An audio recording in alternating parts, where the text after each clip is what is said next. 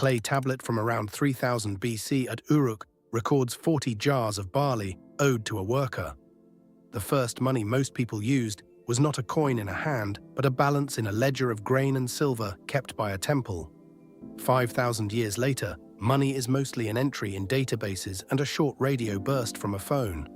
Around 3000 BC in southern Mesopotamia, the system looks like this. Grain comes into temple warehouses, grain goes out on rations, and scribes track every jar on clay. They press reeds into wet tablets. They stamp cylinder seals so a tablet can stand as a receipt. Silver is the high-value unit of account in the same books, but grain is the daily medium. A worker's pay can be written as 30 liters of barley, and a merchant's debt as a number of shekels of silver. The key thing is the record. The tablet is the guarantee. It works because the temple sits in the middle, with stores, armed retainers, and tax power. This starts to strain as trade spreads beyond the city wall. Caravans carrying wool and tin, boats on the Euphrates, partners who do not recognize the same god or the same seal. People need a standard that travels. They get one by putting the unit of account on a scale instead of a tablet. By the late 3rd millennium BC, the shekel is a weight, not a coin, roughly 8 grams, and 1 shekel of silver means that weight shaved from an ingot or a cut strip. Merchants carry balance scales, nested weights, and a knife. You settle a debt by weighing bright metal in front of a witness. Archives from Mari and Ebla show so many shekels by good weight, written on contracts. The system is portable and neutral, but it is slow. Every deal needs a scale and an assayer's eye. Every clip and every adulteration steals a little. Small change is awkward when the unit is a knife slice. Governments also learn they can demand taxes in silver by weight, but struggle to pay soldiers in pieces that pass hand to hand without reweighing. A state that can stamp metal with a name and a picture can remove the scale, and Lydia does. Around 650 to 600 BC in Western Anatolia, the Lydians strike small lumps of natural electrum and punch them with a lion's head. A stamp on a nugget means this much value, guaranteed by the palace. Greek cities copy the trick in silver, and the thing snaps into place, a coin with a design, an edge, and a fixed relation to a unit of account. Around 560 BC, Croesus separates electrum into pure gold and pure silver and issues bimetallic status. The Achaemenids pay their armies in gold darics. Athens pays its rowers in silver owls. You do not bring a scale to market. The design on the face is the test. In 201 BC, Rome introduces the denarius, a silver coin accepted across the Republic and later the Empire, and for centuries coin acts as both tax ticket and store of value. The system breaks where metal meets distance. Moving bags of coins is dangerous and slow. Empires debase under pressure, and the more trade crosses borders, the more people want the value without the weight. The answer is a promise someone else will honor. In 1024 in Sichuan under the Northern Song, the government licenses printed paper notes called jiaozi. Copper coin is heavy and in short supply. Merchants already deposit coin with exchange shops and carry private drafts. The state regularizes the practice. The note is a rectangle of fiber with a multicolor seal, a set value, and an expiry date. Holders can redeem at an office for coin within a term. Later issues called huizi and guanzi circulate wider, and the idea, paper that passes because the issuer stands behind it, hardens. Overissue and war ruin some Chinese paper regimes. The yuan print money on a grand scale in the 13th century.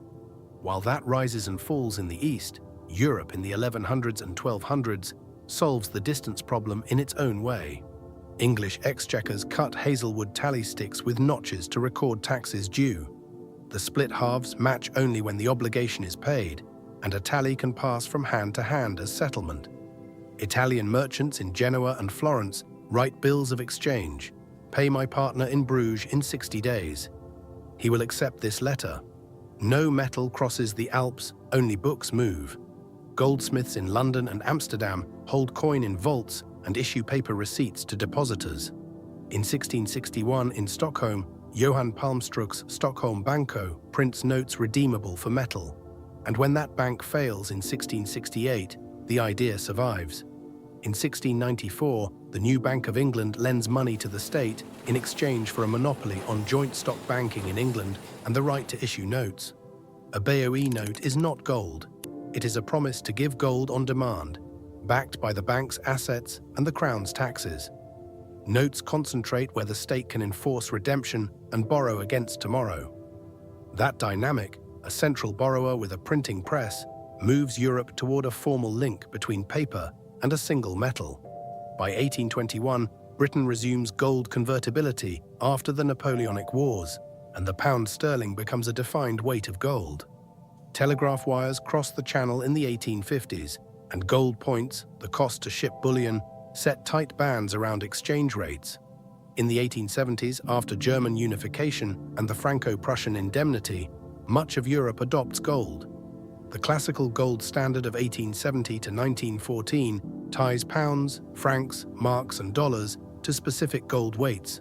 Central banks hold bars in vaults, private banks settle through clearinghouses, and an ounce of gold moves only when arbitrage outweighs cost.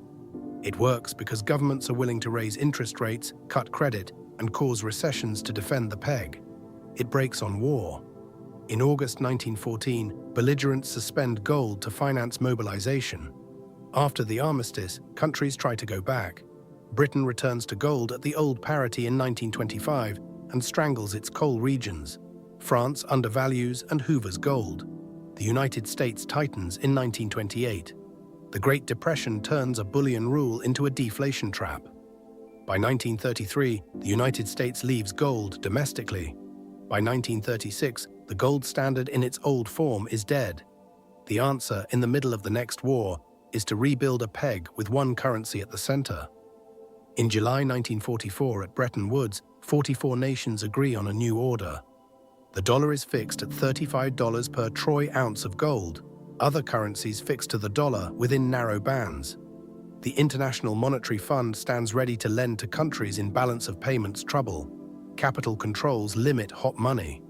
For 3 decades, a French firm shipping to New York invoices in dollars. The Banque de France holds dollars, and if it wants, it can send those dollars to the US Treasury for gold, but only at the level of central banks, not for citizens at a counter. It works as long as the United States runs small, credible deficits and holds most of the world's gold. In the 1960s, that arithmetic flips. The Vietnam War, the Great Society, and a world that now needs dollars as reserves mean more claims on US gold than gold in the vault. The London gold pool of 8 countries tries to hold the $30 price and fails in March 1968. On Sunday, 15th August 1971, President Nixon suspends dollar convertibility into gold. The Smithsonian Agreement tries a new set of parities that winter. By 1973, the major currencies float. When convertibility closes, a dollar is a tax-backed promise with no metal behind it, and money becomes entirely a ledger game. That puts the pipes, clearing systems, cards, and networks at the center. By 1950, Diners Club issues a cardboard charge card in New York. In 1958, Bank of America launches Bank Americard in Fresno, which becomes Visa. In 1966, a group of banks forms Interbank, later MasterCharge, which becomes MasterCard. IBM's magnetic stripe standard arrives in the late 1960s. Terminals can read a number and route an authorization over a phone line. The first ATM in the UK appears in 1967 at Enfield. In the US, networked ATMs spread in the 1970s and 1980s. In 1970, large US banks create chips for big-value dollar payments. In 1973, a cooperative in Brussels opens SWIFT so banks can send secure, standardized messages. The automated clearinghouse moves paychecks and bill payments in batches. Your balance at a bank in 1985 is an electronic entry, and the paper you carry, a check or a plastic card, is only an instruction to edit it. Fraud pushes technology, embossed numbers so merchants can imprint carbons, then CVV codes, then chips. Regulation pushes capital and reserves so banks can survive shocks without a gold bar in the basement. By the late 1990s, you can log in to see your ledger over the internet. In 2001, you can move a bill online. By 2006, most cards in Europe use EMV chips. In 2008, the UK runs faster payments. so retail transfers clear in minutes instead of days. The data is centralized, auditable, and revocable. In 2008, a crisis makes that centralization visible, and a different crowd proposes a ledger with no bank in the middle. On 31st October 2008, a paper by Satoshi Nakamoto titled Bitcoin, a peer-to-peer electronic cash system, appears on a cryptography mailing list. On 3rd of January 2009, the first block is mined with a 50 Bitcoin reward. On 12th of January, the first transfer posts. On 22nd of May 2010, a programmer buys 2 pizzas for 10,000 BTC. Bitcoin sets an issuance schedule, at most 21 million coins, and ties new entries in its ledger to costly computation. Proof of work means a change to the past requires redoing the expense, so the longest chain wins, and there is no central clerk to trust. The unit is not a weight, it is a hash inside a block. Ownership is a private key. It solves the double spend problem without an issuer, but is volatile, slower than card networks, and lives where states allow it. Other systems copy parts of the design. Stablecoins peg crypto tokens to dollars and sit on blockchains while holding bank assets off-chain. None of that stops the phone in your pocket from becoming the main door to money. In 2007, Apple releases the iPhone.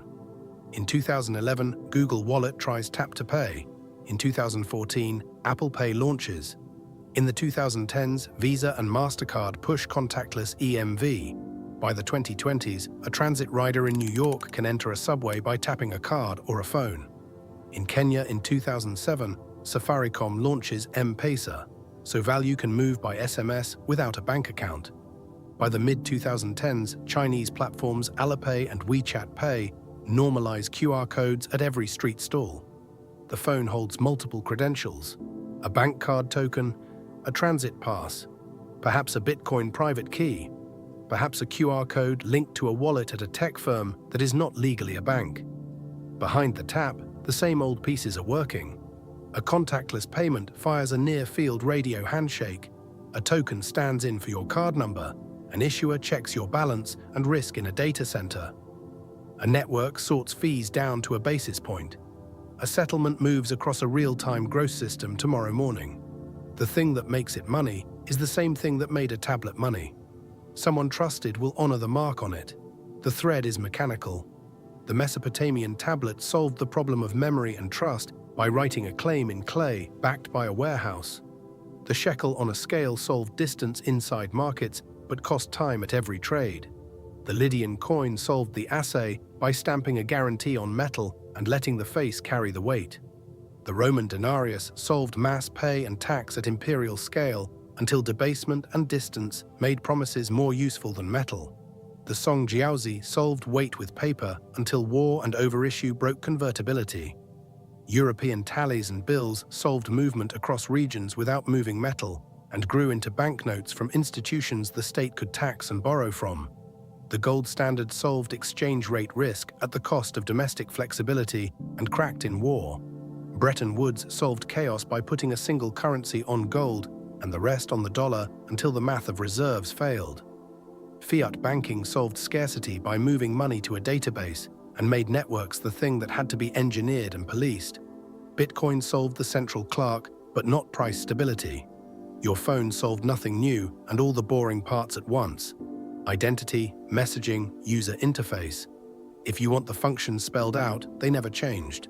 As a unit of account, the clay tablet, the shekel, the denarius, the pound on gold, the dollar off gold, and the Satoshi all succeed when people write prices in them.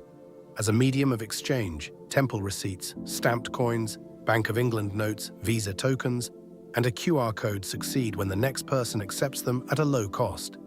As a store of value, grain rots, silver tarnishes, gold sites idle, fiat erodes by a few percent a year by design, and Bitcoin swings in double digits. Each age picks its compromise and builds the pipes around it. In 1834, when Britain finally burned its retired tally sticks from the exchequer, the bonfire set fire to the Houses of Parliament. In 2023, when the United States opened FedNow, no landmark burned, but it did the same kind of job. It made ledgers move faster. Somewhere on a shelf in a museum at Uruk is a rectangle of baked clay, with a scribe's marks for jars of grain. Somewhere in your pocket this week is a rectangle of glass that, when tapped on a grocery terminal, edits a number in a bank's core ledger. Subscribe if you want the next system taken apart end to end.